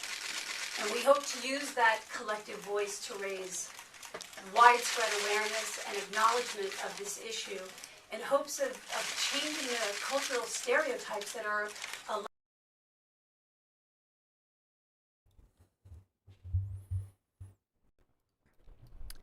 Is it just me, or does Ashton Kutcher look really guilty here? As his wife is talking about real men not buying girls. And you know what's curious? I mean, just look at the individuals that her husband is involved with as they're giving this speech. I mean, these are the individuals her husband is friends with, and now he's forming these anti-trafficking initiatives and stuff. This is Kutcher's friend group. Does anybody, and they're speaking at the Clinton Global Initiative with the Clintons linked to child trafficking. Does anybody find all of this really weird? I mean, what kind of a reality is this? What kind of a reality is this? Flapop says, yeah, it's the perfect cover. Do a bunch of horrible expletive while pretending to be against the evil expletive. Like, how guilty does Ashton look specifically when she mentioned real men don't pay for girls? On that line. Look at his expression here when she said that particular line. So this is a guy partying with the Bush daughters. One of his BFFs is P. Diddy, as well as these other deviants like Masterson and Wilmer, associated with underage girls. Does anybody find this very, very weird? Now, Kutcher is also supposedly friends with Seth Green, who Isaac Cappy had a lot of allegations against Seth Green. If you haven't checked out the Isaac Cappy episode, it is not on YouTube, but it is on Rockfin. You could check out the MindShock Rockfin in the links. So, does anybody just find all of this strange? So he's saying firing a coach involved in the Sandusky scandal is poor taste. He hangs out with these deviants linked to exploiting underage people while pretending to be against all of it. Does anybody find this weird? Or is it just me?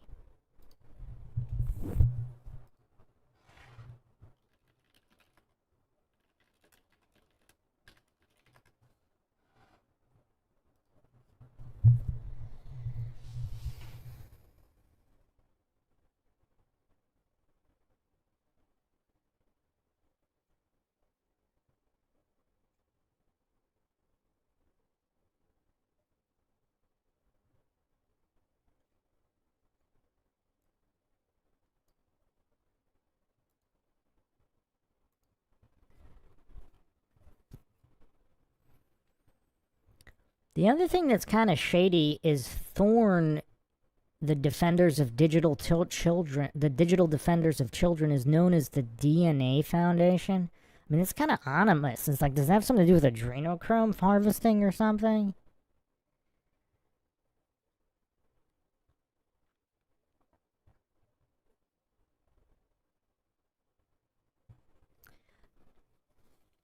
So Thorn specifically develops technology, internet technology, to supposedly prevent child exploitation and trafficking. Now, obviously, the dark theory is that they're using this technology in order to perpetrate the crimes while pretending they're not and to cover it up. Now, whether that theory is true or not, even the most devout coincidence theorists and authority-worshipping cultists, you have to admit that that is a perfect cover. If you're pretending to be against what you're doing and you have the technological power to cover up what you're doing because you're actually using that to pretend to be preventing it.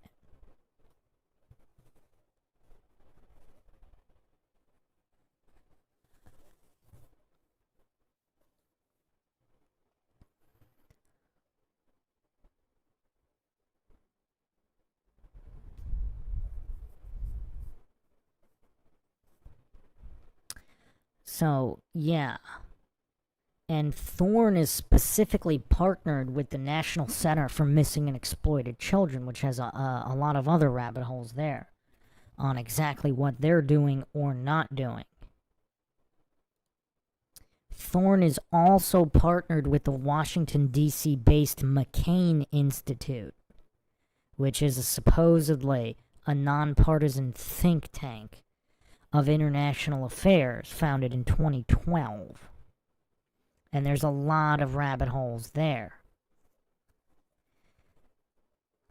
Donors to the McCain Institute is Walmart, FedEx, SpaceX, Chevron, the embassies of Saudi Arabia, and Denmark. I mean, this is all very, very weird stuff here, but let's finish the video.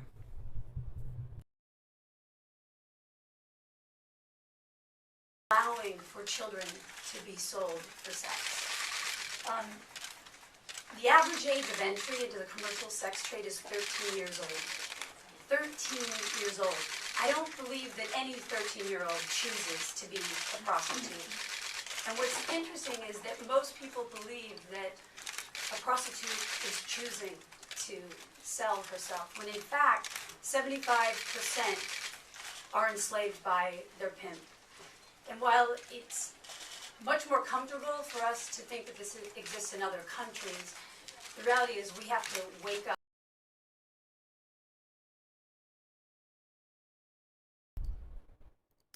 And again, look at the notable difference. Like, Kutcher doesn't specifically look super guilty.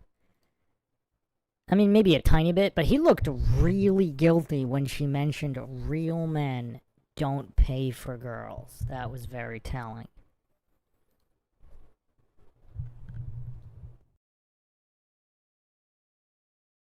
To what's happening in our own backyard. I met a lovely young woman who was taken from the streets, kidnapped at 11 years old, and made promises of ice cream and clothes and trinkets, as well as love and care and safety, only to find that she was given a mandate of having to turn over $1,500 a night by repeatedly being raped for profit. And if she didn't reach that quota, she was either put into a bathtub of ice or hit and beaten with whatever was nearby. She was lucky enough at 17 to step away from this life, but many are not. The trauma, the stigma, the general loss of their childhood leaves them broken. Demand is the motor that drives this industry. And with people engaging, as long as people engage in this illegal behavior, pimps will continue to make a profit. There's a statistic that says 1 in 5 men have engaged in the commercial sex trade. Real men protect, respect, love, and care for girls. Real men don't buy girls. So in addition to launching this advocacy campaign, we recently learned that 76% of the underage girls that are sold in the commercial sex trade are sold online. So upon learning this, we formed a coalition, an anti-trafficking tech task force that has been meeting on a regular basis in Silicon Valley. Companies that are involved include Twitter, Microsoft, Google, Facebook, and many other ISP providers. We have law enforcement officials that are helping us. We have government officials that are helping us. We're also partnering with NCMEC, the National Center for Missing and Exploited Children, in an effort to fortify their computing capacity.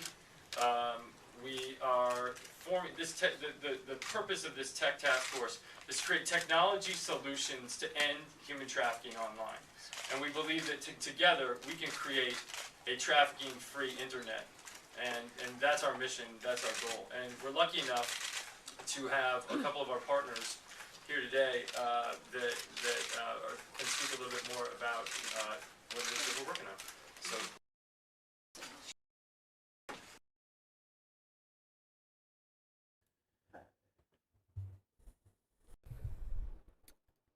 So yeah, they're developing technology and increasing computing power. So they have access, so Thorn would have access to law enforcement databases, as well as the missing and exploited children databases.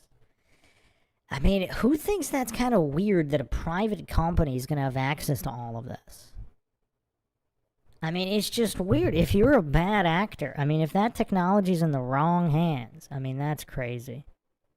Only Up Dude says, I just realized that it says Clinton behind them. Yeah, that's the Clinton Global Initiative. That's why I brought up the Clinton Foundation and Laura Silsby, who works for Amber Alert technology. I mean, all of this is just a tangled web here. And we didn't even get to P. Diddy yet. We didn't even get to Ashton Kutcher's dead girlfriend. I mean, this is all really, really weird stuff. And we didn't even get to any of that.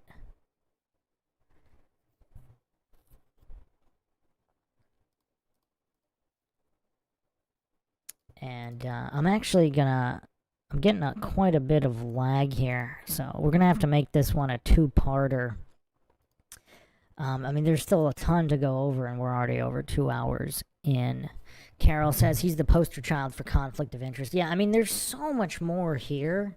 This is just scratching the surface, but I believe this photo is the one that tells the tale the most thus far of Kutcher. So he possibly has Mossad and CIA handlers. He's connected to Israel and Kabbalah. He came from almost out of nowhere to being this big-time producer. Which, I mean, how many other young actors who are, you know, not even carrying a show on their own, part of an ensemble cast, who are just, they start forming production companies just out of the gate? I mean, even Adam Sandler didn't do that until he had, like, some pretty decent success. He paid a certain amount of dues, whether it was manufactured rise or not. Kutcher appears not to have, so that's all very, very curious. But yeah, I'll do part 2 pretty soon, so we do have to finish this up because the receipts with him and P. Diddy are just incredible. But this is the guy, P. Diddy's BFF, who's speaking out against trafficking. Very curious. But thanks again, everybody, for joining us. If you find the podcast interesting and informative, you can donate to our PayPal. Just check the link in the description. Make sure you're subscribed, like, and share. This is Bruce McGuire signing off. Catch you guys next time.